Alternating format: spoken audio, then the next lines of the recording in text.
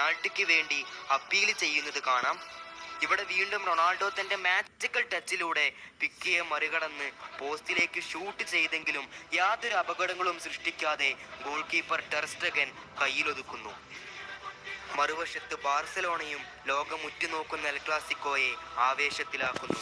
Penalty ബോക്സിന്റെ പുറത്തു നിന്നും സുവാരസ് തൊടുത്തുവിട്ട പന്ത് നിർഭാഗ്യവശാൽ പുറത്തേക്ക് തന്നെ പോകുന്ന കാഴ്ച.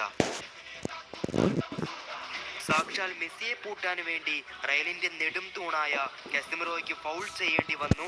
അതിനെ തുടർന്ന് അദ്ദേഹത്തിന് റഫറി മഞ്ഞക്കാർഡും പുറത്തെടുക്കുന്നു.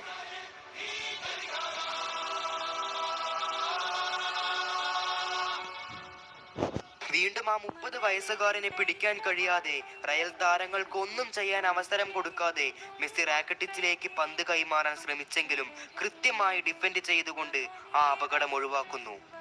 ഇവിടെ മെസ്സി റയൽ മാഡ്രിഡിനെ പരീക്ഷിക്കുമ്പോൾ മറുഭാഗത്ത് BBC എന്ന ബെയിൽ ബെൻസിമ ക്രിസ്ത്യാനോ സഖ്യം ബാർസയ്ക്ക് വലിയ തലവേദന തന്നെയാണ് സൃഷ്ടിക്കുന്നത്. മെസ്സിയെ തടയാൻ വേണ്ടി റയൽ താരങ്ങൾ നിരന്തരമായി ഫൗൾ ചെയ്യുന്ന കാഴ്ചയാണ് ഇവിടെ നമുക്ക് സ്ക്രീനിൽ കാണാൻ കഴിയുന്നത്.